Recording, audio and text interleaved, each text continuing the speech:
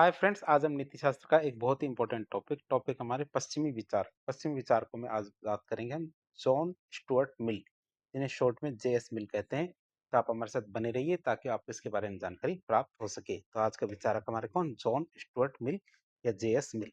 तो ये हमारे क्या थे, ब्रिटिश दार्शनिक थे। तो ब्रिटिश दार्शनिक जॉन स्टुअर्ट मिल या जेएस मिल का नीतिशास्त्र पाश्चात्य दर्शन में उपयोगितावाद का सबसे परिष्कृत और सबसे सुधरा रूप माना जाता है। और इनके गुरु कौन थे? इनके गुरु थे जेरेमी बेंथम। तो जेएस मिल अपने गुरुजी कौन थे? Jeremy Bentham. इनके उपयोगितावाद के प्रबल समर्थक थे, आप इसे याद रखेंगे। जेएस मिल क्या थे? अपने गुरु जेरेमी बेंथम के उपयोगितावाद के प्रबल समर्थक थे।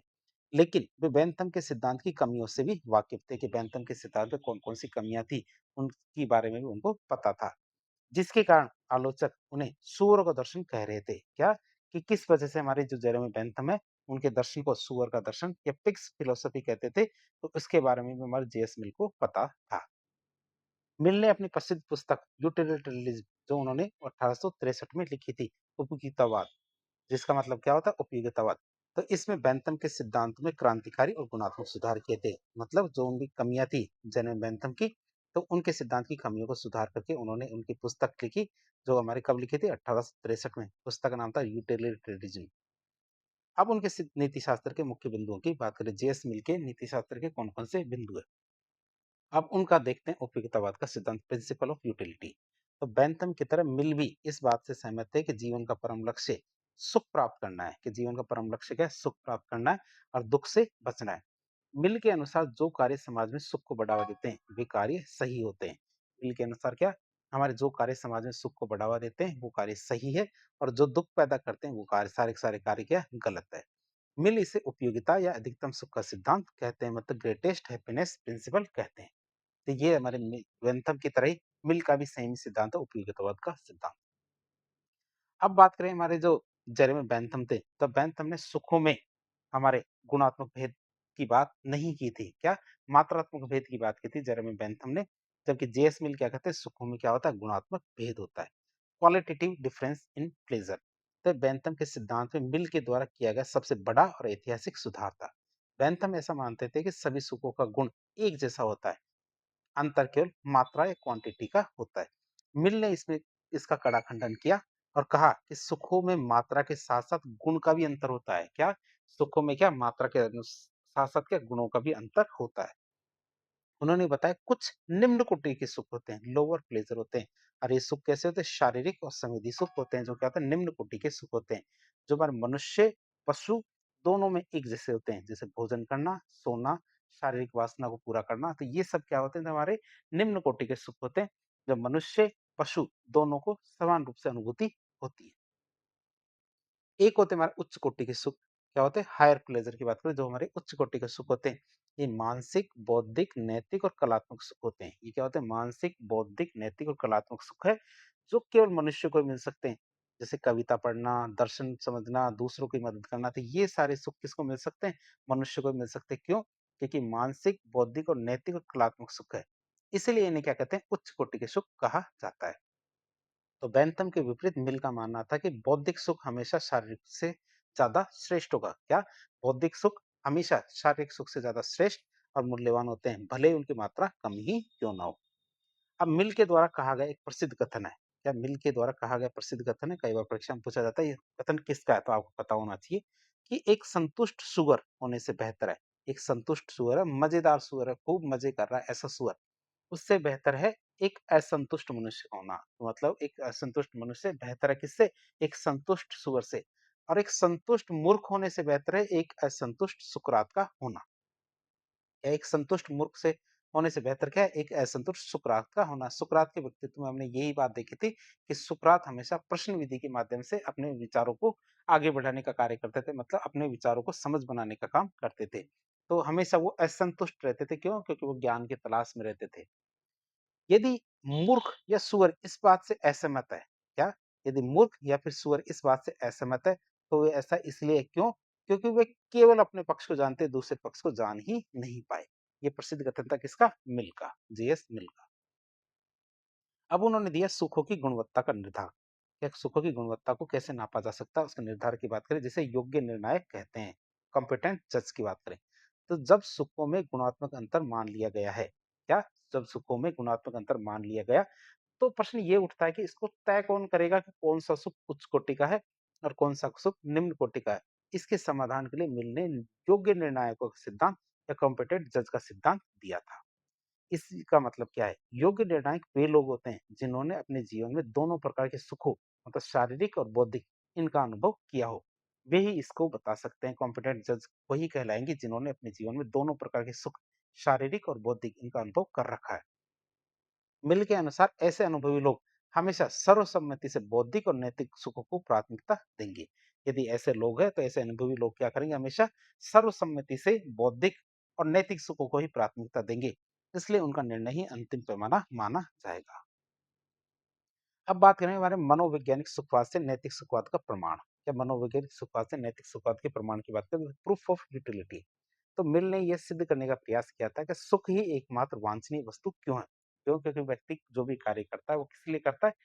सुख प्राप्त करने के लिए वो कार्य करता है। इसलिए सुख ही क्या है? एकमात्र क्या है? वांछनीय, मतलब डिजायरेबल वस्तु है, मतलब सबको सुख चाहिए। इसके लिए उन्होंने एक तार्किक क्रम प्रस्तुत किया था। इसके लिए उन्होंने क्या, एक तार्किक क्रम प्रस्तुत किया। कैसे? कि किसी वस्तु के दिखाई देने का एकमात्र प्रमाण यह है कि लोग उसे देखते हैं, कि लोगों ने उसे देखा, इसीलिए वो वस्तु दिखाई दे रही है। किसी ध्वनि के सुनाई देने का एकमात्र प्रमाण यह है कि लोग उसको सुनते हैं। लोगों को सुनाई देता है, इसका मतलब वो ध्वनि है। ठीक ही उसी प्रकार किसी वस्तु के वांछनीय, मतलब इच्छा करने योग्य होने का प्रमाण यह है कि लोग वास्तव में उसकी इच्छा करते हैं। तभी तो वह क्या, इच्छा करने योग्य या वांछनीय वस्तु है। चूंकि प्रत्येक वस्तु व्यक्ति या चूंकि प्रत्येक व्यक्ति अपने सुख की इच्छा करता है, इसलिए सुख ही तो एकमात्र अंतिम मूल्य या साध्य हुआ। क्यों? क्योंकि सभी लोग तो इसकी इच्छा करते हैं। यदि किसी को सुख मिल जाएगा तो कितनी अच्छी बात है ये। बाद में देखें तो बाद के दार्शनिकों ने इसकी आलोचना की कि मिल ने इच्छा किए जाने योग्य, मतलब डिजायरेबल, जो नैतिक है, डिजायरेबल की बात कर रहे हैं, और जिसकी इच्छा की जाती है, मतलब डिजायर्ड, जो केवल एक तथ्य है, इन दोनों के बीच भ्रम पैदा करके प्रकृतिवादी दोष पैदा किया है। किसने? हमारे जेएस मिल ने। तो जेएस मिल की ये आलोचना की जाती है कि इच्छा किए जाने योग्य और जिसकी इच्छा की जाती है, इनके बीच में भ्रम पैदा करके प्रकृतिवादी दोष पैदा किया है। क्योंकि देखने में भी दोनों में अंतर लगता है। वे किन किन चीजों को इच्छा करना चाहिए, व्यक्ति को किन किन चीजों की इच्छा करनी चाहिए, उसके विपरीत व्यक्ति किन-किन चीज़ों की इच्छा कर रहा है, तो दोनों में अंतर है। तो एक तो की जानी चाहिए, उससे सुख उत्पन्न होगा, या फिर की जा रही है, उससे सुख उत्पन्न होगा, तो इन दोनों में प्रकृतिवादी दोष है। अब बात करें व्यक्तिगत सुख से सामाजिक सुख की ओर। कि व्यक्ति क्या है? व्यक्तिगत सुख की बात करता है, लेकिन फिर सामाजिक सुख कैसे आएगा? तो बेंथम ने मनुष्य को स्वार्थी माना था, जो केवल बाहरी दबाव, मतलब हमारे कानून, समाज, नरक, इनके कारण दूसरों की भलाई करता है। धार्मिक दबाव, तो 4 प्रकार के दबाव की बात की थी हमारे बेंथम ने, और उन दबावों के कारण ही समाज की भलाई करता है, समाज के हित में काम करता है। इसके विपरीत मिल ने मनुष्य के अंदर 5वां कारक कौन सा था? आंतरिक नैतिक चेतना, इसको स्वीकार किया था। सहानुभूति की आंतरिक भावना की बात करें तो मिल के अनुसार मनुष्य में सामाजिकता की एक प्राकृतिक और जन्मजात भावना होती है। मनुष्य कभी भी अकेला नहीं रह सकता। वह हमेशा समाज में रहने की इच्छा रखता है, और ये इच्छा उसकी प्राकृतिक और जन्मजात भावना होती है, जिसे वे सहानुभूति या फिर साथी भावना, फेलो फीलिंग कहते हैं। हर व्यक्ति हमेशा किसी न किसी से बातचीत करते रहना चाहता है, किसी के साथ रहना चाहता है, कोई भी अकेला नहीं रहना चाहता। विकास के साथ मनुष्य ये समझने लगता है कि उसका व्यक्तिगत सुख समाज के सुख से अलग नहीं है। व्यक्ति सुखी है तो समाज भी सुखी है। इसीलिए व्यक्तिगत सुख समाज के सुख से अलग नहीं है। इसलिए वह समाज के अधिकतम व्यक्तियों के अधिकतम सुख की दिशा में स्वैच्छिक रूप से कार्य करने लगता है। इसीलिए वो क्या, हमारे समाज के अधिकतम व्यक्ति के अधिकतम सुख, अधिकतम व्यक्तियों के अधिकतम सुख की दिशा में स्वैच्छिक रूप से काम करने लगता है। अब हम देखेंगे नैतिक नियंत्रण के 2 स्रोत। या नैतिक नियंत्रण के 2 स्रोतों की बात करें, सैंक्शंस ऑफ मोरालिटी की। तो मनुष्य, ये तो हमने देख लिया था, वो जो जेएस मिल और बेंथम के अंदर, तो जेरेमी बेंथम के तो 4 दबाव थे, 5वां दबाव कारक दिया किसने? हमारे जेएस मिल ने। जेएस मिल ने आंतरिक चेतना या आंतरिक नैतिक चेतना, ये 5वां कारक माना था हमारे, जो जिसकी वजह से व्यक्ति समाज की ओर कार्य करता है। अब हम देखेंगे नैतिक नियंत्रण के 2 स्रोत। 2 स्रोत कौन-कौन से हैं? तो मनुष्य नैतिक नियमों का पालन क्यों करता है? तो मिल ने इसके 2 कारण बताए।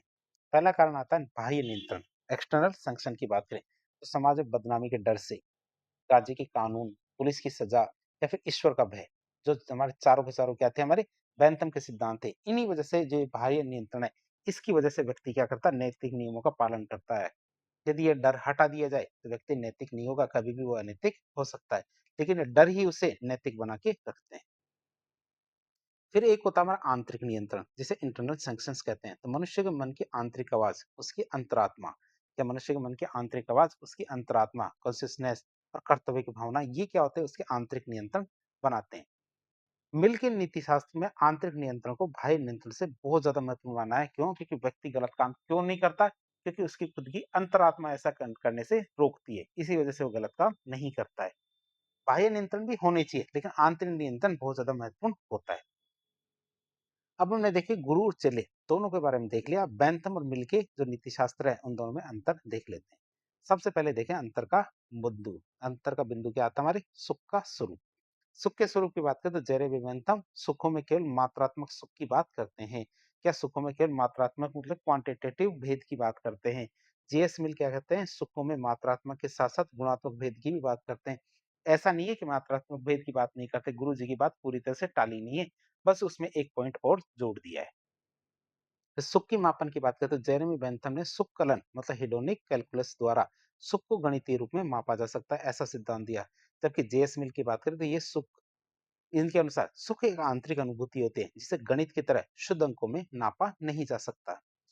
मानव स्वभाव की बात करें तो जेरेमी बेंथम क्या कहते हैं कि मनुष्य शुद्ध रूप से स्वार्थी होता है।